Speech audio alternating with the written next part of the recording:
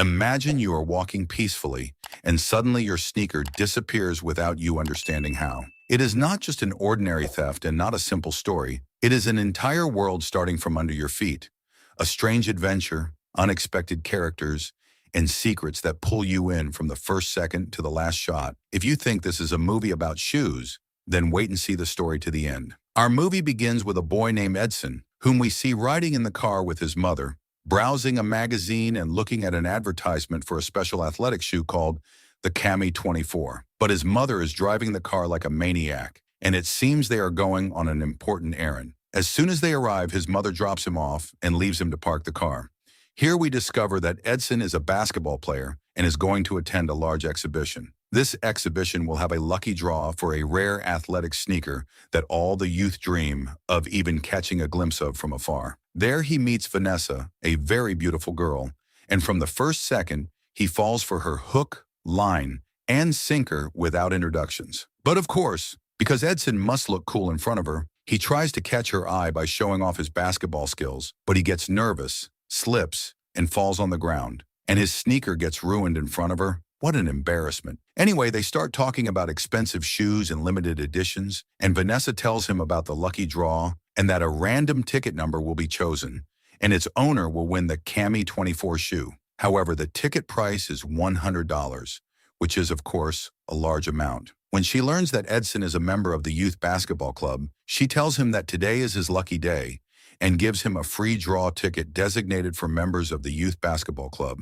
What a relief and great psychological support coming at the right time. While Edson and Vanessa are talking, one of the famous collectors arrives. This man is named the Calculator, or the shoe collector, and we discover that he has a collection of shoes from all over the world and is literally obsessed with them. If a sneaker sneezed, he would probably write a post for it on Facebook. Without thinking, he buys 200 tickets as if he is buying hope in bulk.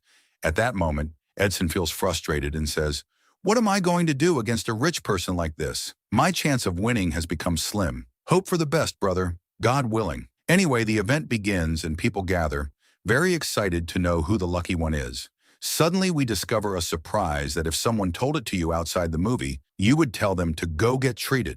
The shoes turned out to be talking and commenting on what is happening around them. This was truly the only thing missing. At that time, we learned that Maxine, one of the sneakers up for the draw, is very excited because she will finally be worn and seen in the street. But the other shoe, Ty, completely rejects the idea and says, "We are not made for walking. We are pieces of art to be displayed in glass cases. One wants to live, and the other wants to be polished." In the midst of the excitement, the sneaker everyone came for appears, and the drawing of the ticket numbers begins. The calculator is confident he is the winner, but the surprise is that the one who wins in the end is Edson. He goes up on the stage and receives a sneaker amidst everyone's applause. The calculator boils with rage, tears up the tickets, and leaves while he is annoyed. This is the type that doesn't say, "Congratulations," but says, "I'll see you outside. I'll see you." Afterwards, we see Edson walking with his mother, flying with joy. Suddenly, the calculator appears and says to him, "I will buy it at any price." But Edson refuses and says, "This isn't just a sneaker. This is a dream that came by luck. And easy come, easy go does not apply here." That's also a point of view. Maxine hears the words from inside the box, feels happy and says, "Finally, someone will appreciate us." However, Ty wishes the calculator had taken them, because in his mind, this sneaker is not for walking, it is for mummification. The calculator keeps trying in every way to take the sneaker until Edson's mother intervenes and says, "Get away, dear." They get into the car and leave. But the calculator's look tells you that the matter is still at the beginning, and it seems he won't leave the boy alone. As soon as Edson arrives home, he wears the sneaker, tries it on, and is very happy. But out of extreme joy, he accidentally scratches it, so he takes it off quickly and puts it on the shelf cautiously, to the point that he apologizes to it. Folks, is this a sneaker or a fine china set? At that moment, Ty feels disgusted and says, "How did a human's foot enter inside me?" On the contrary, Maxine is happy. Finally, she was truly worn. Honestly, I am with Ty. The smell of socks kills ambition, guys. Ty decides to escape because he sees his end as being ruined and torn, and in the end, sold as scrap. But Maxine tries to stop him and tells him, "We were created to be worn." But Ty tells her, "I was created as a masterpiece." At that moment, The calculator's dog suddenly appears and enters through the window, followed immediately by the calculator himself, who steals the sneaker quietly without anyone noticing, puts it in a box, gets on the motorcycle, and takes off. Didn't I tell you he wasn't planning to let it go? Edson enters his room and discovers that the sneaker has disappeared. Afterwards, we see Ty flying with joy. Finally, I am free, but Maxine refuses to give up, opens the box from the inside and says, Edson was planning to wear us in the next basketball match. This is his dream. Ty replies coldly, it's over. I'm not going back. They start fighting, and Ty tries to throw Maxine out of the box, but the lace gets snagged, and they end up hanging behind the motorcycle. Due to the speed, Ty flies off and gets hung over an electric wire in the street, while Maxine manages to get back into the box again. Later, the calculator reaches his apartment and enters a room full of screens and pictures of rare shoes, as if we entered a museum of obsession. On the main screen, a person wearing a strange mask appears, named Forger. From his first words, we understand that he is an evil person who counterfeits rare sneakers.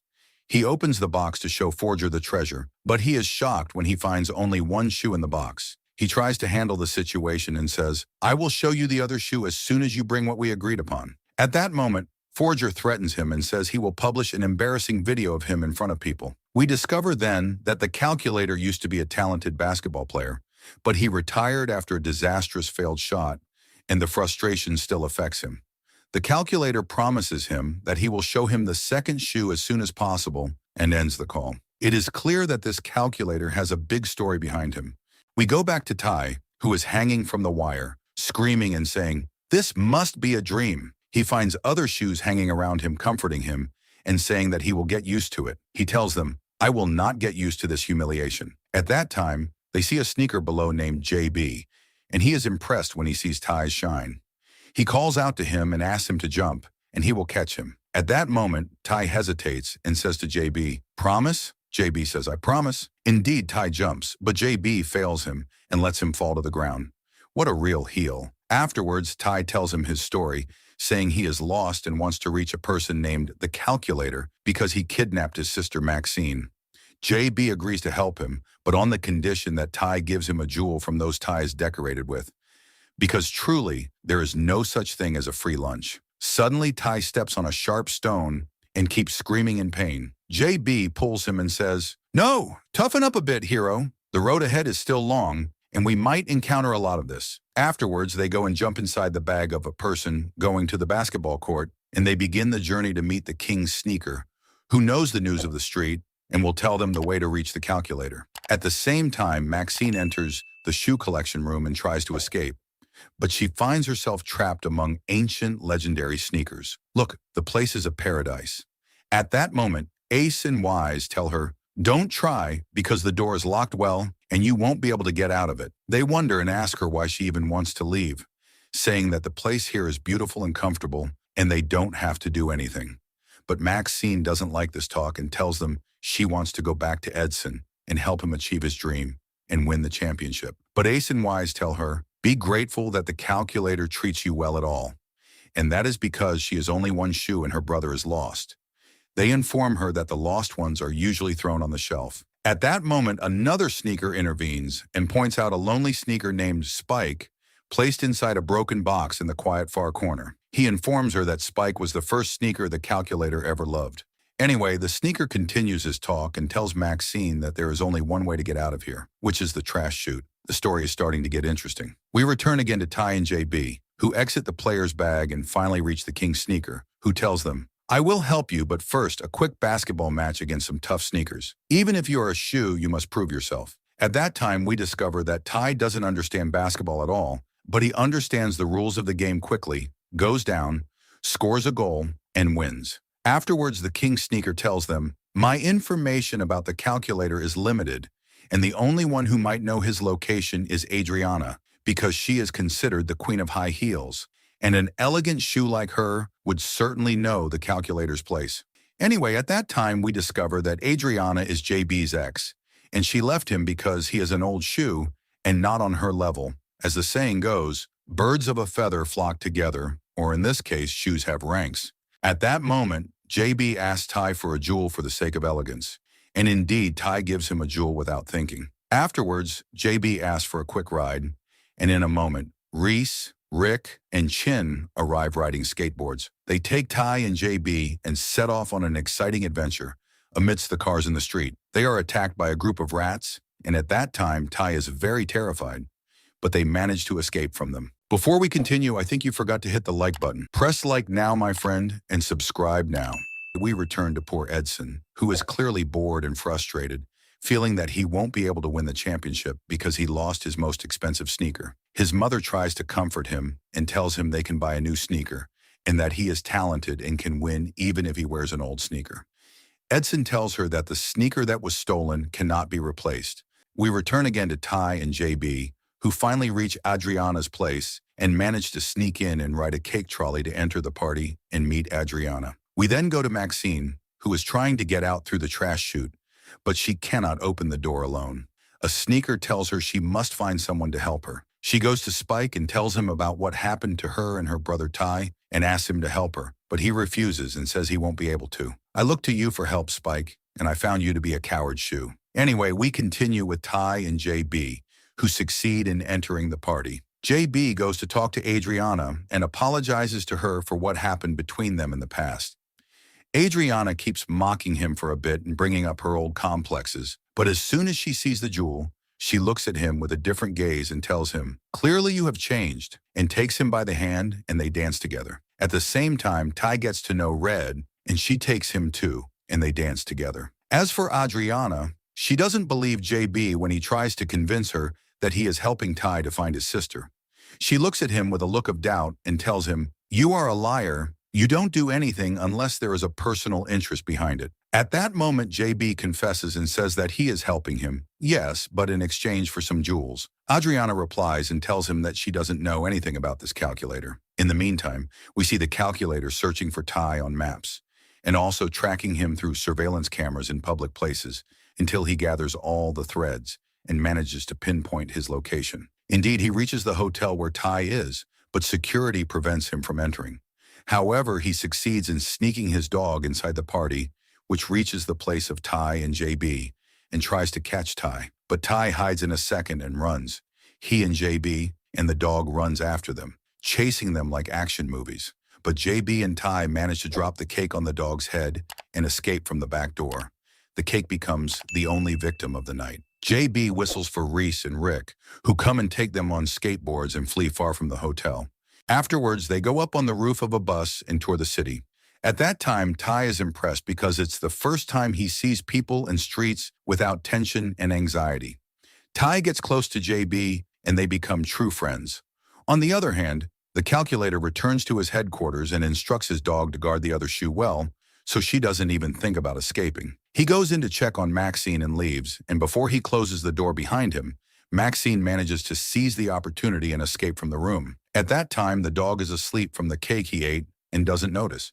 The calculator goes to talk to Forger via video call and tells him he lost the second shoe and asks him for a grace period. But Forger didn't like this talk. He gets angry and decides to seize his distinguished collection of shoes as if they were war booty, not sneakers. Indeed, he changes the password of the room where the shoes are stored, threatens him, and tells him that he has less than 24 hours, and if he doesn't bring the special shoe, he will burn his entire special collection without discussion. At this time, we discover that Maxine hears all this talk and runs to warn the rest of the shoes, telling them the place is no longer safe and asking them to help her get out through the trash output chute before the fire finishes everyone. At that moment, all the sneakers are terrified.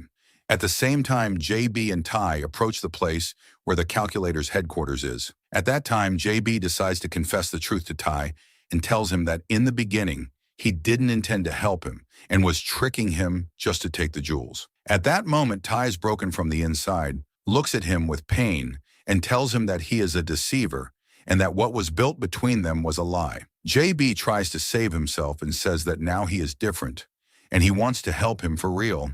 But Ty shakes his head and has already lost trust and doesn't believe a single word. Ty continues his way without looking back. It was as if the confession came too late, and once trust is broken, it's hard to mend. Ty enters the bag of a boy going into a bowling alley, and inside the alley he meets Red and asks her to help him, as if she were the last thread of hope on this path. In this moment, a boy named Max appears, and he likes Ty's appearance, takes out his mobile and photographs him as if he found a rare treasure and offers him on the internet. Without Ty sensing it, the calculator manages to pinpoint his location, talks to Max, and makes a deal with him. The single shoe in exchange for Max choosing any sneaker from his rare collection. At the same time, JB meets an old friend of his and surprises him with the heavy truth, informing him that Forger made a copy of him, and after finishing the copy, he decided to finish him off himself. They cut him in half with a saw so the forged copy would spread and the original would not exist. And why all this? Because he was a single shoe without a match, and the existence of the original is a danger to any copy. At that moment, anxiety begins to eat at JB, and he realizes that Ty is walking on the same path, and that Forger, as soon as he makes a copy of him, will erase the original from existence without mercy. Because of this, JB runs with all his speed to save his friend and manages to reach Ty's location at the last moment. At the same time, Ace manages to open the room door, and he and Maxine exit, passing by the dog who is still asleep. Afterwards, Maxine asks Ace to send a message to Edson, and indeed the message reaches Edson.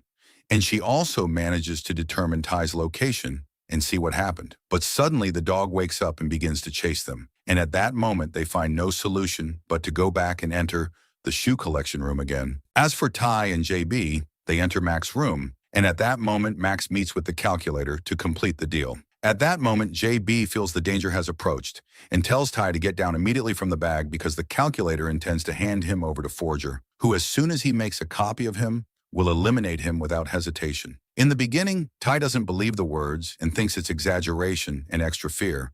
But JB doesn't wait and uses force and brings him down by compulsion. Unfortunately, he cannot go down with him and continues the path against his will with the calculator. In the moment Ty is alone, he meets White, who sits and tells him JB's story. We learn that JB was not just any ordinary sneaker. He was the first shoe worn by an old legendary basketball player named Isaac. But in the middle of the match, the player slips and falls in front of the entire audience, and his appearance becomes so embarrassing that the whole hall turns to insults and whistles. At that moment, the player decides to sacrifice JB, throw him away, and stop using him as if he were the reason for all this fall. Here we know the heavy truth, and it turns out that this player is the calculator himself, who from that day retired from basketball and no longer played again after one single moment broke his dream and his reputation in front of people. We also know that this is the same video Forger is blackmailing him with, making him grow and collect rare shoes so Forger can make counterfeit copies of them and sell them in the market. After what Ty learned, he and the rest of the shoes decide not to stand and watch, and they decide to save JB and at the same time help Ty find his sister. Indeed, they cross a long and dangerous path and fight the rats and defeat them until they reach the place where the calculator's headquarters is, preparing for the final confrontation. In the meantime, the calculator is surprised by Forger's presence inside his headquarters, holding Maxine in his hand. Forger manages to control him and tie up the calculator and takes the bag from him. But the real shock comes as soon as he sees JB and asks the calculator about the location of the special shoe. At that moment, the calculator breaks down and tells him that because of him, he was forced to destroy a boy's life and steal the special shoe, and that he will not help him again no matter what happens. Because of this, Forger decides to carry out his threat and leaks the embarrassing video of Isaac, and all the people discover the truth. The failed basketball player is the calculator himself. Suddenly, the dog attacks Forger, and at the same moment, Ty arrives and takes the control device of Forger's machine and turns it against him to attack him. All the shoes gather and pile on Forger and hit him. It was as if the account came due all at once. Maxine hugs her brother Ty and rejoices because she finally met him after a long absence. As for JB, he meets Spike, his real partner, and the second shoe that returned after a long absence. At the same time, Edson appears on the surveillance cameras, but he cannot enter the building and feels his dream is being lost and decides to look for another shoe and leave. Ty and Maxine try to escape from the trash passage, but this time the path closes in their face. Here Isaac himself enters and apologizes to all the shoes for what he did to them, saying that he will not be the calculator again and that he is returning as the good Isaac once more. He returns the shoe to Edson and apologizes to him and surprises everyone by participating with him in the match. Indeed, Edson achieves his dream and wins the championship. and the audience keeps cheering for Edson and Isaac together. Don't forget to subscribe to the channel and activate the notification bell to receive the latest videos.